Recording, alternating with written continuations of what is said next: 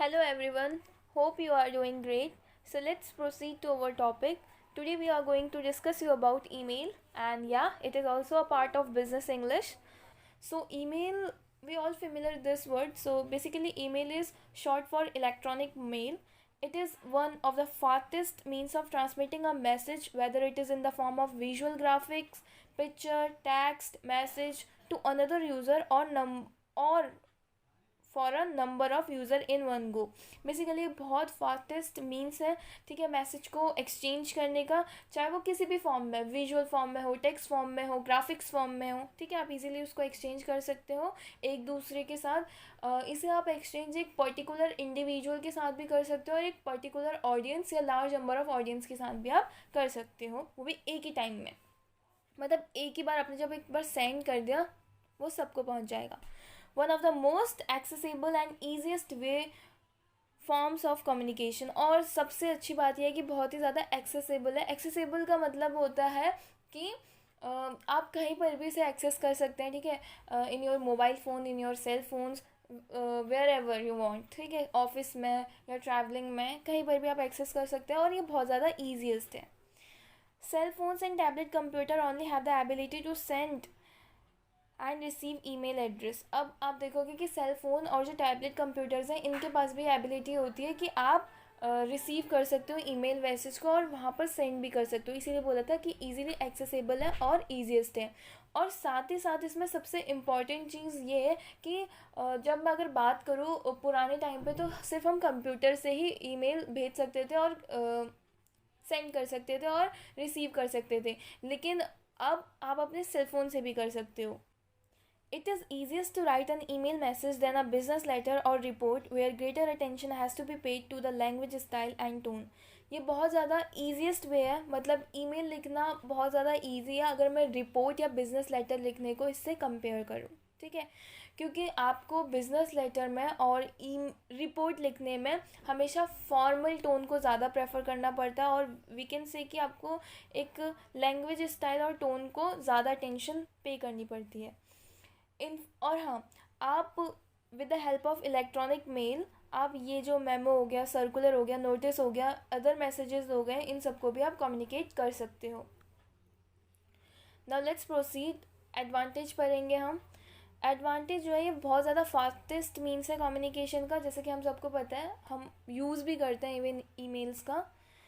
No paper और stationery require. इसमें हमें कोई भी पेपर या कोई भी स्टेशनरी की रिक्वायरमेंट नहीं होती, इसी क्योंकि ये बेसिकली इलेक्ट्रॉनिक मेल है. There is no need for stationery. Now hard copy of email can be obtain with the help of print out. आप ऑब्टेन कर सकते हो hard copy. Drawing, sound clips, videos and other computer file can also भी attach to the email. Email में आप सिर्फ message ही text नहीं कर सकते, बल्कि जो भी आपकी ड्राइंग्स है, जो भी आपका साउंड, जो भी आपने वीडियो या ऑडियो रिकॉर्ड की है, कोई जो भी इसकी क्लिप्स हैं, उसको आप अटैच कर सकते हो और भेज सकते हो. It can be send to a large number of a person simultaneously. आप बहुत ही लार्ज नंबर ऑफ ऑडियंस को, बहुत ही लार्ज नंबर ऑफ पीपल्स को एक साथ भेज सकते हो. Instant feedback is possible. और हाँ, क्योंकि within a second receiver के पास भी पहुंच जाता है, तो आपको इंस्टेंट फीडबैक भी मिल जाता है.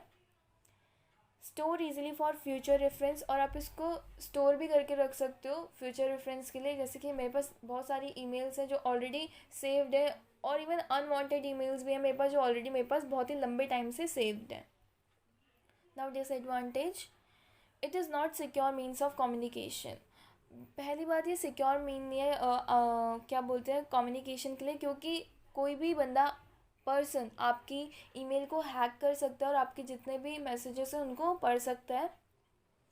It requires internet facility and account with service provider. Okay, इसमें आपको बेसिकली इंटरनेट फैसिलिटी की ज़रूरत होती है. मतलब जब भी आपको ईमेल करना है, सेंड या रिसीव करनी है ईमेल, तो सबसे पहले तो आपको इंटरनेट फैसिलिटी होनी चाहिए. अगर आपके फ़ोन में इंटरनेट फैसिलिटी नहीं है तो ना ही आप सेंड कर सकते हो ईमेल, और ना ही कोई ईमेल आपके पास आ सकती है. दूसरी बात, ईमेल के लिए आपको एक ईमेल अकाउंट का होना ज़रूरी है, तब वो अकाउंट जो कि सर्विस देगा आपको, ठीक है. अगर जो जिसको आप ईमेल भेज रहे हो, जिसको आप मैसेज भेज रहे हो, ठीक है, उसके पास ईमेल अकाउंट नहीं है तो इसका कोई मतलब नहीं है, ईमेल मतलब फिर यहाँ पर काम नहीं करेगा।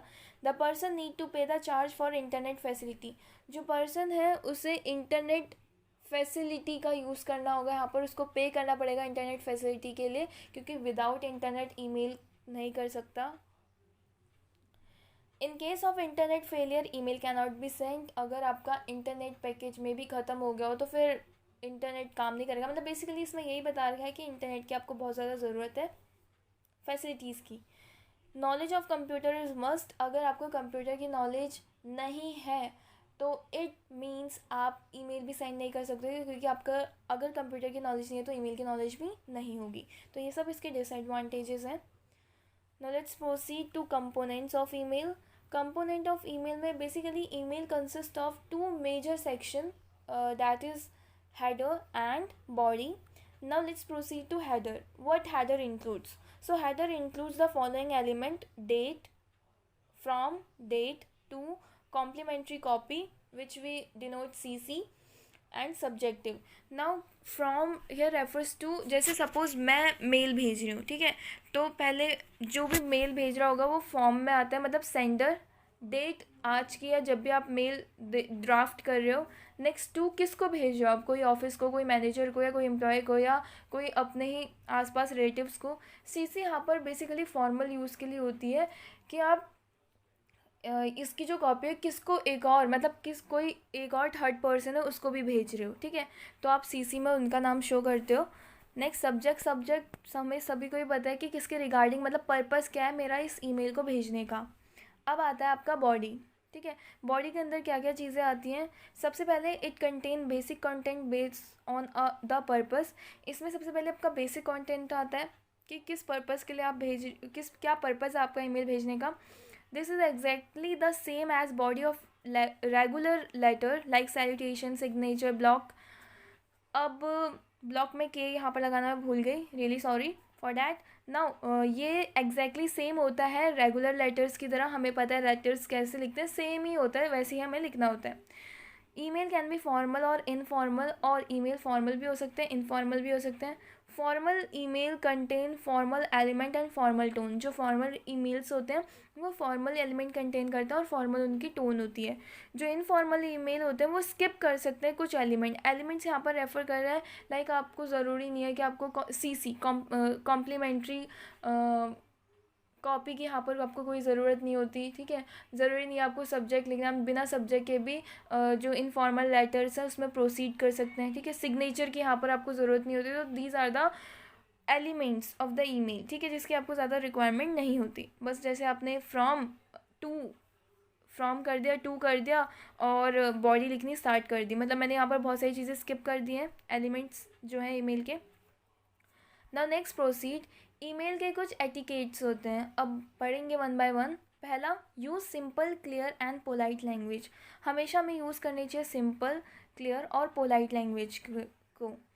Put the subject line to the tell the purpose of the email to the receiver, और ईमेल एटिकेट के अकॉर्डिंग आपको सब्जेक्ट लाइन मतलब फिल करनी चाहिए, पर्पस बताना चाहिए ताकि बंदा आगे प्रोसीड करे। Use short paragraph in the body, फिर आपको शॉर्ट पैराग्राफ लिखना होना चाहिए ताकि वो ईजिली पढ़ ले और ज़्यादा उसको मतलब इनकन्वीनियंट ना हो। If you are replying the message, if you are replying the email mention the previous reference of the previous email, suppose अगर आप रिप्लाई कर रहे हो मैसेज का तो आपको पहले उसका जो प्रीवियस ईमेल आपको मिला था उसका रेफरेंस देना होगा। इन case of formal email use the appropriate level of formality, अगर आप फॉर्मल ईमेल लिख रहे हो तो प्लीज़ अप्रोप्रिएट लेवल, मतलब अप्रोप्रिएट जो लेवल है फॉर्मेलिटी का, जो भी आपकी फॉर्मेलिटी सपोज सिग्नेचर होता है या जो भी फॉर्मेलिटी, जैसे फॉर्मल टोन हो गया, ठीक है, ये सारी चीज़ें का बहुत ज़्यादा हमें ध्यान रखना पड़ता है। Use simple and short sentences, और हो सके तो सिंपल और शॉर्ट सेंटेंसेस का यूज़ करना चाहिए, मतलब बेसिकली और general terms. Try to use sentences in active voice, हम लोगों ने एक्टिव और पैसिव वॉइस बहुत पढ़ा है इवन 12th-11th में, तो बेसिकली ये बोल रहा है कि एक्टिव वॉइस का ही यूज़ हमें करना चाहिए सेंटेंसेस में। In case of long document attached it to the email, अगर बहुत ज़्यादा कोई लॉन्ग डॉक्यूमेंट है तो आप उसको आपको मतलब अटैच करके ही उसे देना होगा।